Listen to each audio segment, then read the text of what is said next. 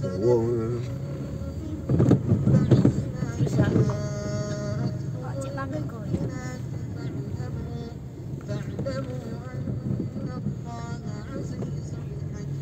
Bapak sama anaknya bawa barang waktu yang kayaknya pergi jauh deh. Istirahat dulu. Aku berdua tuh kan istrinya. Ini tekan di Jombang. Jombang. Babat. Babat. Jombang. Apa takut-takut? Kayak ngerti. Melaka tadi. Ya. Hah? Itu mah Sita. loh, motor. Oh, motor. Jatuh. Ada kebakaran nih, Pak. Oh. Ireng-irengnya. Gosong motornya.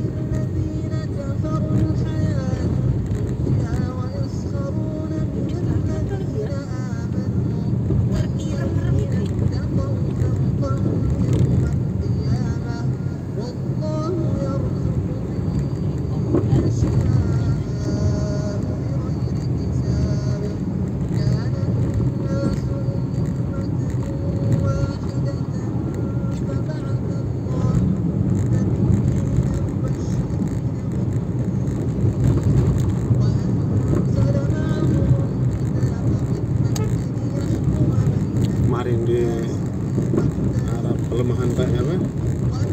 Pelemahan kondi. Kemarin udah Arab pelemahan kondi ya. Itu ada truk nabrak pick up-nya loh. Udah mau deh mobil pribadi kayaknya nabrak pick up. Adu banteng. Pick up renggu, tapi nggak mati supirnya. Kayak urip. Pick up punya alip. Sampah kok gua ke tengah ya apa sih mak? Bah.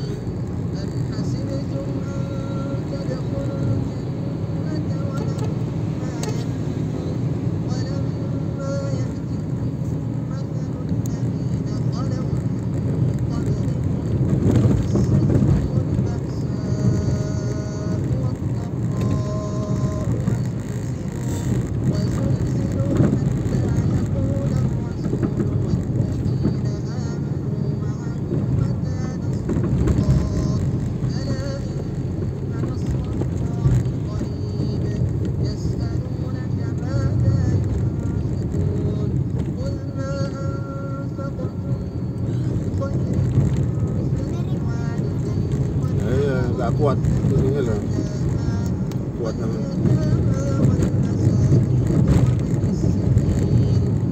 Ini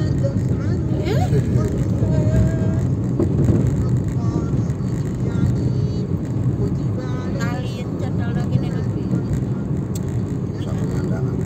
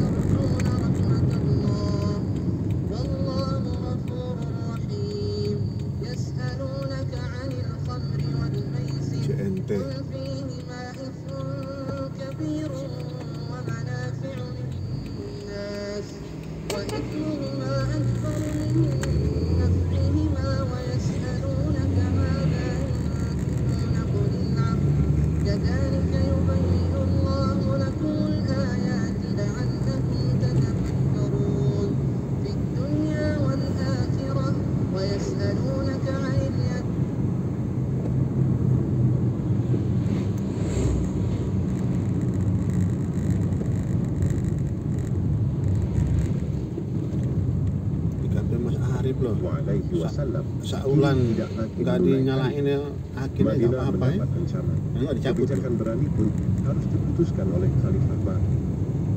Abu Bakar As-Siddiq radhiyallahu anhu menetapkan kebijakan dan sikap tegas atas pelanggaran ini.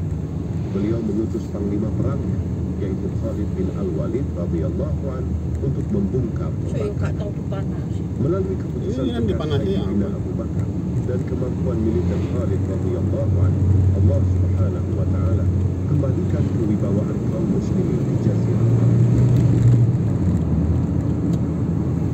Membebaskan negeri-negeri Irak. Setelah Khalifah Abu Bakar As-Siddiq radhiyallahu anhu merampungkan urusan dalam negeri, mulailah beliau berpikir mengamankan daerah perbatasan, khususnya wilayah-wilayah yang berdekatan dengan Persia dan Romawi. Karena bukan rahasia lagi, dua kerajaan besar ini tengah mempersiapkan diri untuk menyerang daulah Islamiyah yang baru tumbuh. Sayyidina Abu Bakar radhiyallahu anhu mengutus panglima-panglima terbaiknya untuk mengamankan perbatasan. Khalid bin Al-Walid membawa pasukan besar orang Irak. Al-Musanna bin Haritsah Asy-Syaibani menuju wilayah Irak, dan Said bin Al-Az dengan 7.000 pasukannya menuju perbatasan Palestina. Persia dan Romawi dibuat sibuk oleh negara kecil yang berpusat di Madinah. Khalid bin Al-Walid radhiyallahu anhu berhasil merebut wilayah selatan Irak, kemudian menaklukkan Irak. Sementara pasukan Iyad menghadapi kesulitan melawan orang-orang Tasasina. Khalid pun datang membantu Iyad. Setelah itu beliau kembali lagi menuju Irak.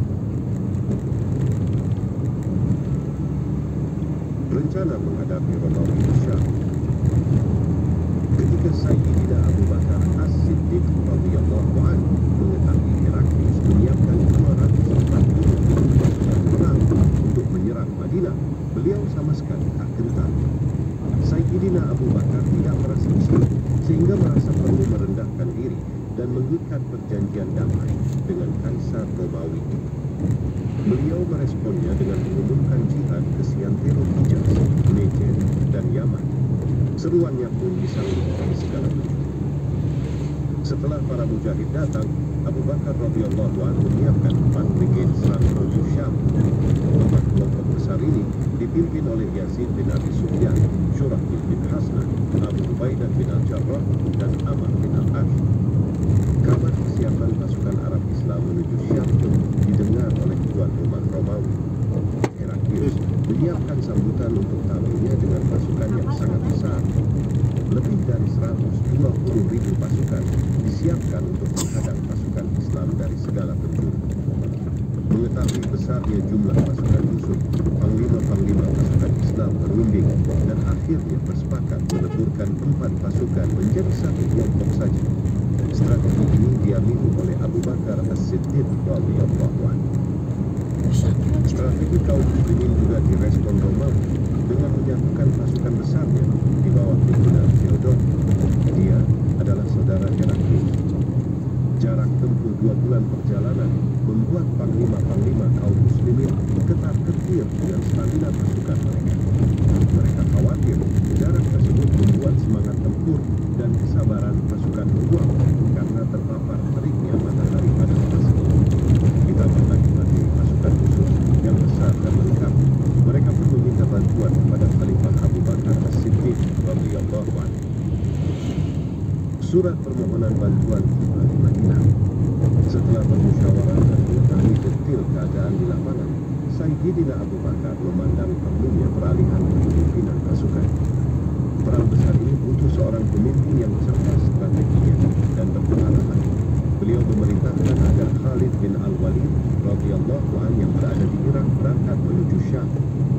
Abu Bakar As-Siddiq radhiyallahu anhu perintahkan Khalid bin Walid membagi 2 pasukan, setengah ditinggal di Irak dan setengah lagi berangkat ke Syam. Pasukan Irak, Khalid radhiyallahu anhu serahkan kepada Al-Musanna bin Haritsah. Kemudian beliau bersama pasukan lainnya berangkat menuju Yaqub untuk menambah materi pasukan kaum muslimin di sana. Strategi ini bertujuan agar aktivitas militer tidak terjadi dan pasukan di Syam pun mendapat bantuan.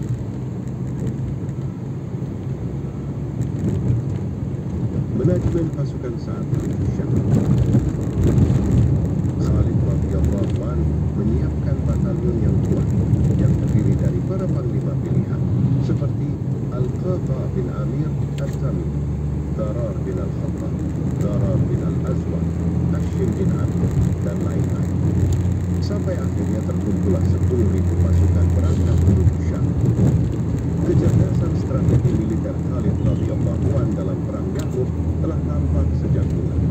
Terlihat setelah memilih jalan menuju lembah Yarmuk.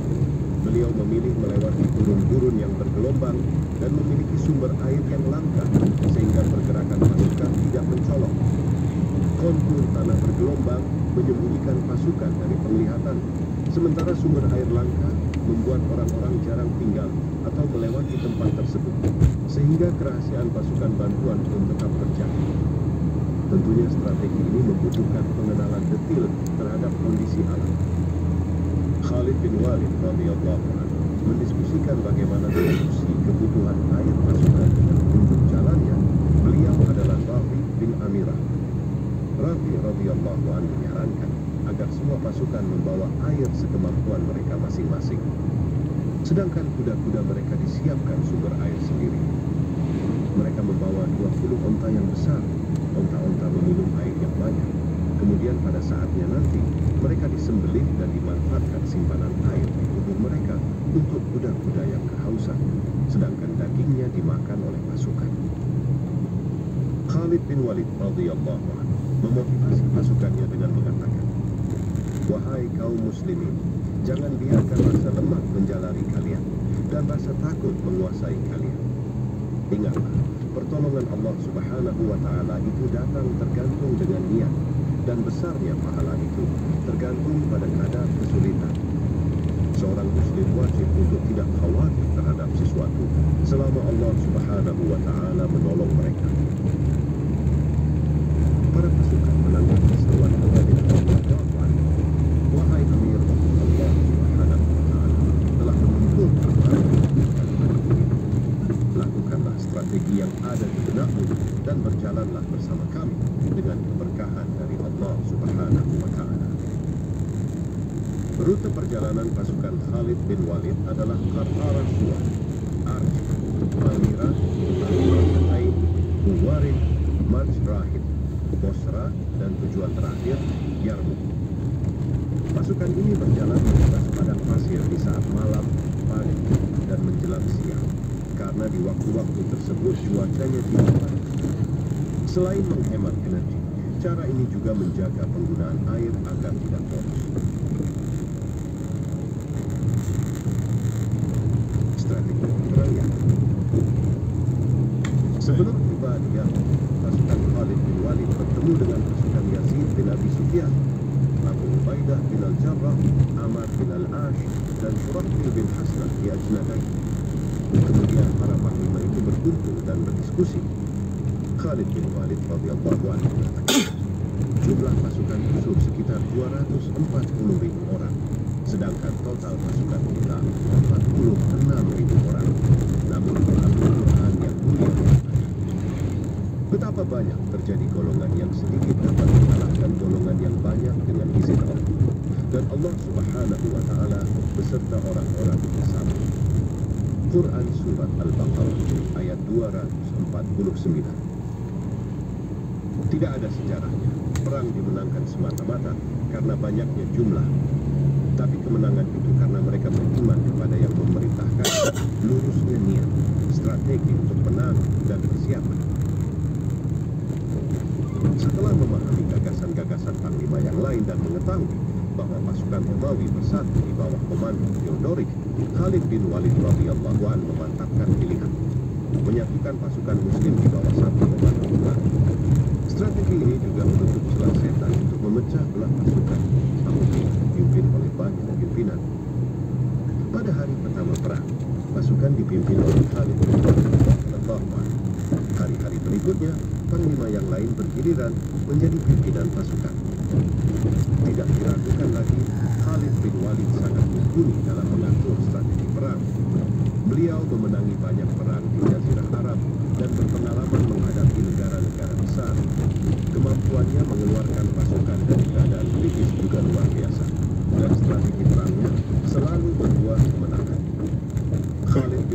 Banti Jombang sama mulai membagi Amongan kerja opo sih menjadi 46 batalion. rombongan Setiap kadang benak batalion itu lah terdiri dari 1.000 pasukan yang dipimpin seseorang yang tangguh di antara mereka. Kemudian beliau mengelompokkan pasukan-pasukan itu di jantung pasukan, Apa? sayap kanan dan sayap kiri. Weh, cek adoh weh. Jantung pasukan terdiri dari 15 Baru batalion perjalanan di bawah pimpinan Abu Ubaidah bin Ih, Pasukan sayap kanan juga terdiri dari ya 15 buka batalion tapi yang dipimpin lari oleh kiri yang kadang keluar dari aspal itu loh bin Hasnan sebagai wakil. kanannya spres Demikian juga pasukan sayap kiri terdiri dari 15 batalion yang dipimpin oleh Yazid bin Abi Sufyan. Satu batalion lainnya berada di garis belakang. Batalion ini diizinkan bergerak bebas tergantung kondisi perang. Pimpinan batalion akhir ini adalah Ikrimah bin Abi Jahal. Sementara Khalid bin Al-Walid radhiyallahu anhu berada di jantung pasukan, memimpin mereka semua dari posisi tersebut. Setelah pasukan tertata rapi, beliau menyemangati mereka untuk berjihad dan bersabar dalam menghadapi musuh. Khalid bin Al-Walid radhiyallahu anhu menyusun rencana memerintahkan pasukan menunggu Romawi terlebih dahulu yang memulai peperangan. Ketika kuda-kuda mereka sudah menyerang garis depan pasukan Islam, Khalid radhiyallahu anhu instruksikan agar pasukan tetap membiarkan mereka leluasa hingga masuk jauh ke dalam sampai garis belakang pasukan. Di belakang, mereka akan disergap pasukan kavaleri, yaitu pasukan berkuda kaum muslimin. Keadaan itu akan memecah pasukan infanteri Romawi dan kavaleri. Kaum muslimin pun bisa dengan mudah melibas infanteri Romawi. Khalid bin Walid radhiyallahu anhu memilih taktik defensif karena di belakang mereka ada kota Madinah yang harus dilindungi. Sedangkan orang-orang Romawi lebih memilih menyerang dahulu karena mereka berada di lembah Yarmuk yang dikelilingi oleh 3 bukit. Ketika orang-orang Romawi sampai di tempat itu, kaum muslimin menyeberangi sungai hingga berada di sisi kanan. Dan orang-orang Romawi dikepung bukit, sementara di hadapan mereka ada pasukan kaum muslimin. Saat fajar hari, tanggal 28 Jumadil Ula tahun 13 Hijriah, mulailah kaum muslimin memprovokasi Romawi. Sesuai rencana Khalid bin Walid, pasukan berkuda Romawi memasuki garis depan pasukan Islam. Dan Khalid bin Walid radhiyallahu anhu telah menyiapkan pasukan berkuda untuk menghadapi mereka. Keadaan berjalan sesuai rencana. Tentara-tentara Romawi diterkam oleh singa-singa Islam. Mereka lari kocar-kacir. Ada yang menuju sungai, ada pula yang memasuki jurang-jurang. Mereka kian terpojok dan banyak yang tewas terbunuh. Sedangkan pasukan infanteri Romawi berada dalam keadaan terikat. Karena takut lari dari perang, pemimpin mereka merantai pasukan pejalan kaki ini. Satu rantai 10 orang. Rantai itu membuat mereka sulit bergerak, terlebih saat salah seorang dari mereka terluka atau tewas. Perang berlangsung selama 1 hari. Theodoric kabur dan akhirnya tewas terjerembab ke dalam jurang. Kerugian yang didapat kaum muslimin pada perang ini sekitar 3.000 pasukan terluka, sedangkan kerugian Romawi tak. Seorang dari pasukan Khalid radhiyallahu anhu mengatakan bahwa kerugian yang diderita Romawi adalah 8.000 orang. Romawi tewas terjerembab di api, termasuk diantaranya Theodoric yang tak lain adalah saudara Heraklius. Khalid bin Al-Walid radhiyallahu anhu berkata, segala puji bagi Allah yang telah menolong hamba-hambanya yang beriman. Sebelumnya, saat perang tengah berkecamuk, datang seorang utusan dari Madinah yang mengabarkan bahwa Khalifah Abu Bakar As-Siddiq radhiyallahu anhu telah wafat. Kaum muslimin telah sepakat membaiat Umar bin Al-Khattab radhiyallahu anhu sebagai pengganti. Utusan itu juga mengabarkan Khalifah Umar mengganti Khalid bin Al-Walid dengan Abu Ubaidah bin Al-Jarrah sebagai panglima utama pasukan. Khalid bin Al-Walid radhiyallahu anhu sengaja merahasiakan kabar ini karena khawatir konsentrasi pasukan terpecah dan mengganggu moral pasukan jika diberitahu saat perang terjadi. Setelah perang usai, Khalid radhiyallahu anhu meletakkan jabatan dan memberikannya kepada Abu Ubaidah bin Al-Jarrah. Sekarang, engkaulah panglima besar pasukan. Aku adalah prajuritmu yang bisa dipercaya. Perintahkanlah aku akan menang, kata Khalid bin Walid kepada Abu Ubaidah bin Al-Jarrah radhiyallahu anhu.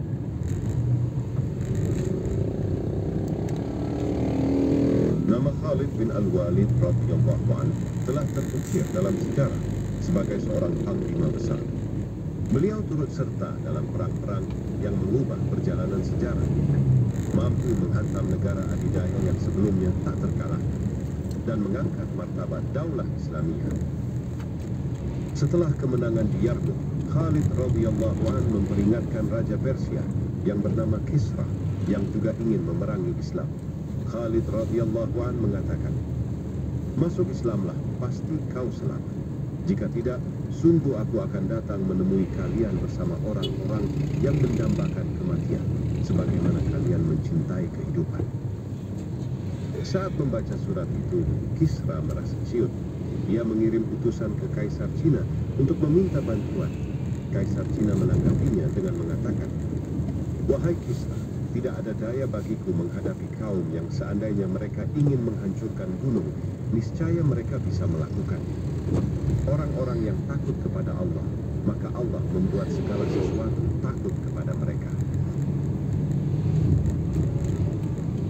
Di akhir hayatnya, beliau hanya memiliki harta berupa pedang dan kuda yang beliau pakai untuk berjihad di jalan Allah Subhanahu wa Ta'ala. Saat itu beliau menangis. Inilah keadaan, akan wafat di atas kasur. Padahal tidak satu jengkal pun di tubuhku kecuali terdapat bekas sabetan pedang atau tusukan tombak atau luka bekas anak panah yang menancap di jalan Allah Ta'ala. Aku mati seperti seekor hewan. Padahal aku berharap mati syahid di jalan Allah Subhanahu wa Ta'ala. Karena itu, jangan tidur mata-mata yang penakut. Benarlah firman Allah Subhanahu wa Ta'ala. Di antara orang-orang mukmin itu ada orang-orang yang menepati apa yang telah mereka janjikan kepada Allah. Maka di antara mereka ada yang gugur, dan di antara mereka ada pula yang menunggu-nunggu, dan mereka tidak berubah janji. Al-Quran Surat Al-Ahzab ayat 23.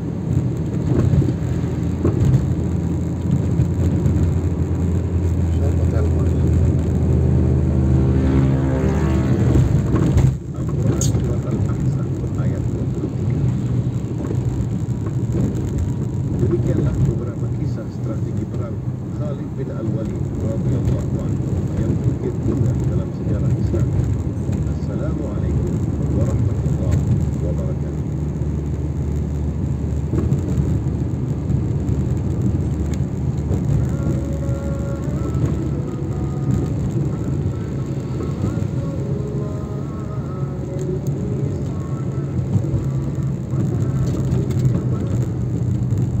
Assalamualaikum warahmatullahi wabarakatuh.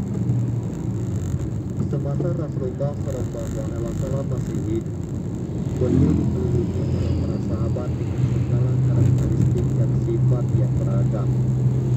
Ada Abu Bakar yang dermawan, ada Umar bin Khattab yang cerdas, ada Utsman bin Affan yang pemalu, ada Hamzah yang pemberani, ada Ali bin Abi Thalib yang cerdas, dan lain sebagainya.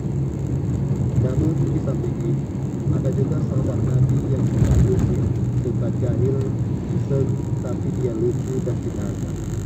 Dia sering membuat Rasulullah tertawa. Nama sahabat itu adalah Nu'aiman bin Amir ibn Rawah. Beliau adalah satu-satunya sahabat Nabi yang berhasil membuat Rasulullah tertawa sampai menangis berhati. Padahal biasanya Rasulullah itu jarang sekali tertawa lepas atau dalam bahasa kita tertawa ngakak. Rasulullah sering memberikan senyum pada orang-orang di sekitarnya. Karena seringnya Nu'aiman membuat hati Rasulullah senang, membuat tertawa Nabi. Sampai suatu ketika Rasulullah bersabda bahwa Nu'aiman akan masuk surga dengan tertawa. Diriwayatkan oleh Imam Ahmad bin dalam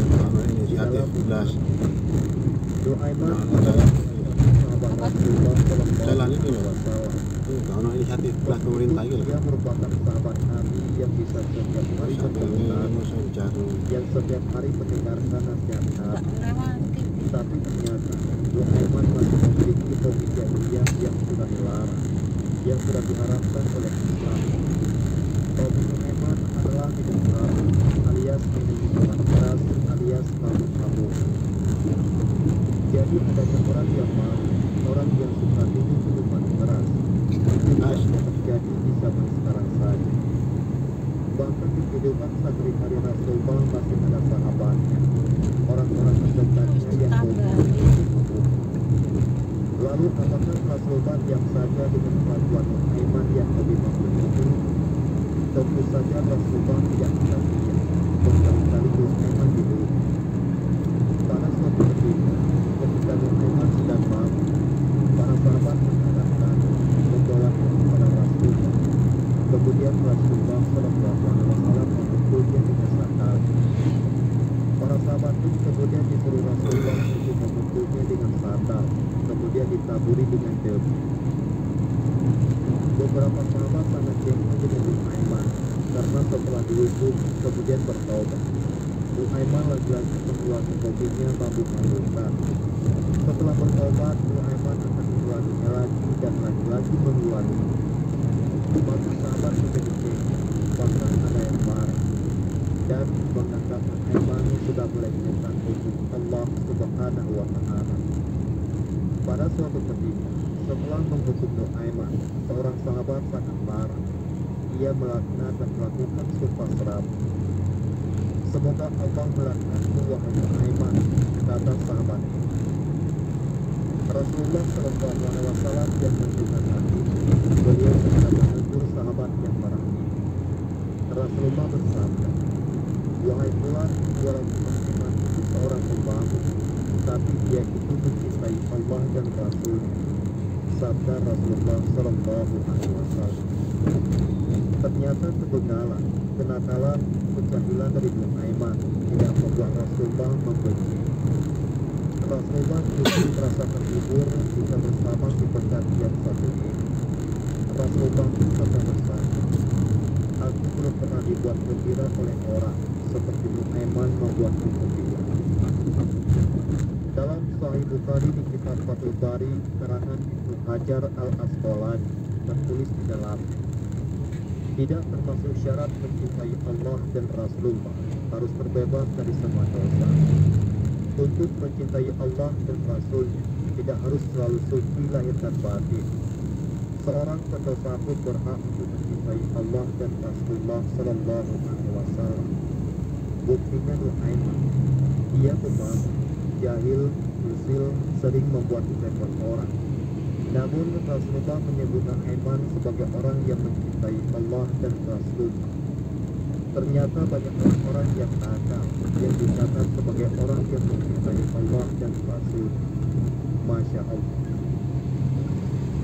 Dalam sebuah riwayat disebutkan, jangan melakukan iman karena iman dicintai Allah dan dicintai oleh Rasul.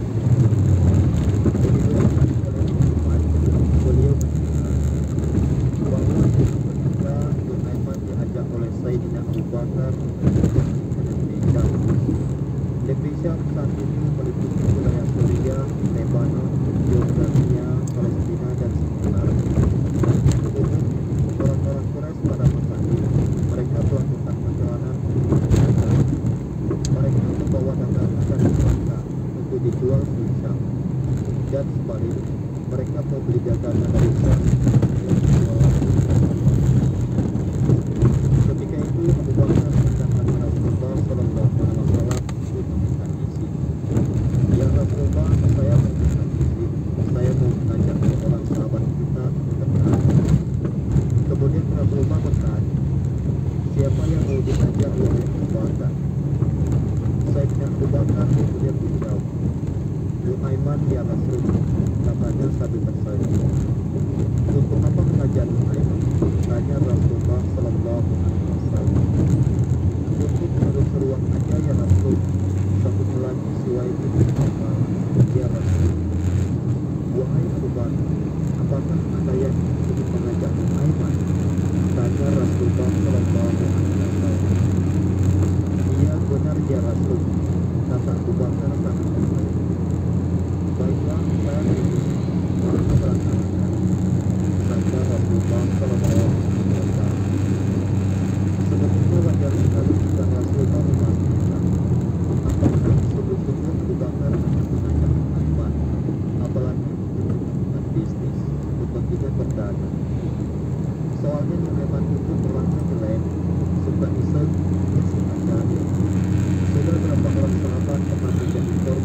terjadi lagi. Bahkan Rasulullah sendiri pernah menjadi korban setengah dari Nur Aiman radhiyallahu anhu. Mungkin pekan. Pernah suatu ketika Nur Aiman sedang mabuk berat. Setelah sadar dari mabuk, Nur Aiman merasa perutnya sangat lapar. Tanpa pikir panjang, Nur Aiman memesan banyak sekali makanan. Kemudian Nur Aiman membawa makanan kepada Rasulullah yang saat itu sedang berkumpul bersama para sahabat. Nur Aiman membagikan semua makanan itu kepada semua sahabat. Kemudian Nur Aiman berkata, "Hari ini mari kita makan bersama-sama." Dengan sangat bersemangat, semua sahabat beserta Rasulullah makan. Setelah makanan itu habis, Rasulullah dan para sahabat mau kembali ke masjid. Akan tetapi Nur Aiman dicegah. "Mau kemana ya Rasulullah?" "Mau ke masjid ya Nur Aiman," kata Rasulullah Sallallahu Alaihi Wasallam. "Masa habis makan tidak bayar?" kata Nur Aiman. Mendengar itu, Rasulullah terlihat agak naik. Namun kemudian Rasulullah tidak situasi. Rasulullah selesai. Kemudian berkata, "Yang pesan makanan dan kamu ya Nur Aiman?" "Betul ya Rasul," jawab Nur Aiman. "Yang pesan makanan memang saya, tapi di mana-mana raja itu mengayomi rakyat. Saya kuatkan." Rasul mengatur kembali. "Masa saya yang harus membayarin Rasul dan para sahabat?"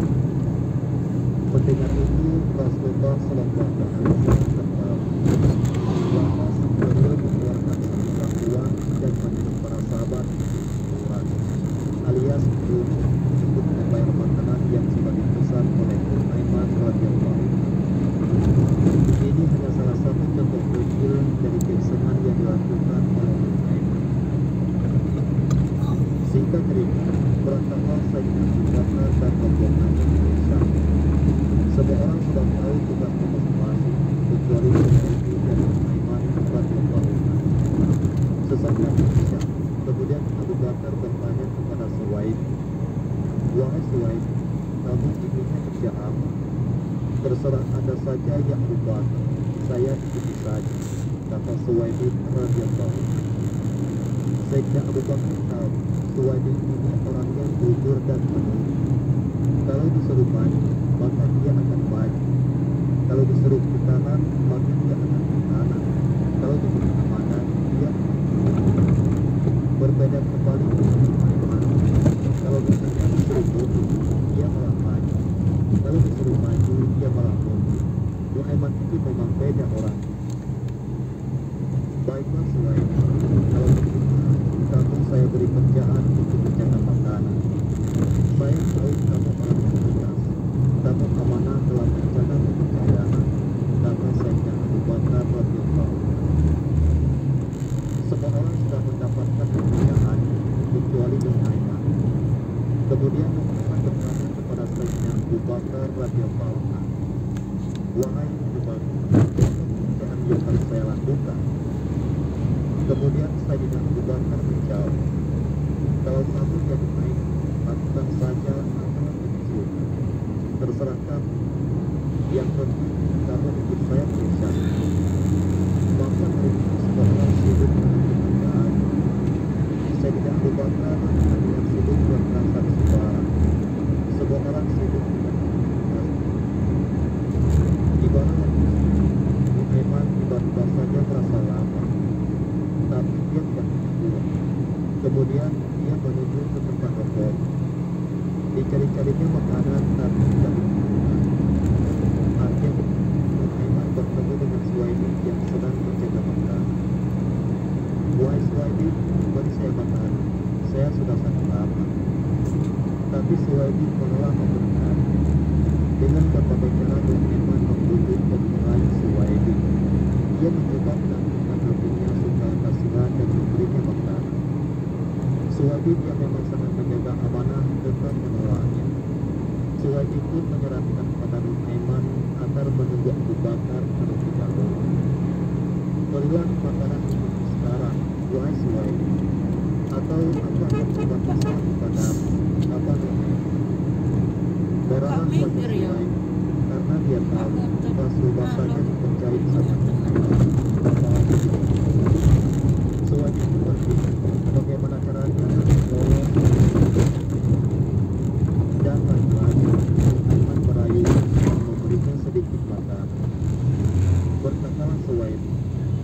satu tetap pada pilihan, satu akan menjaga makanan ini yang oleh Abu Bakar dipercayakan. Setelah percakapan itu, Bakar Nuaiman pergi berjalan ke arah pasar. Mungkin dia berharap akan mendapat dijagal beli secara gratis. Namun yang dia cari tidak mudah diperoleh. Tiba-tiba matanya menatap seseorang orang yang ternyata mereka adalah para penjual budak. Nuaiman pun menemukan sebuah itu. Nuaiman melantang-lantang ke kedua orang itu. Kemudian Nuaiman memberitahu berapa kira-kira harga budak yang ada di sini. Ternyata umumnya harganya di kisaran 100 sampai 100 dirham. Nuaiman kemudian mendekat kepada penjual budak dan berkata, "Saya punya budak yang mau saya jual dengan harga murah. Apakah Anda mau membeli?" Tanya Nuaiman. "Memangnya berapa harga budak?" Tanya penjual itu. "Aku menjualnya dengan 20 dirham saja," kata Nuaiman. Penjual budak itu berkata,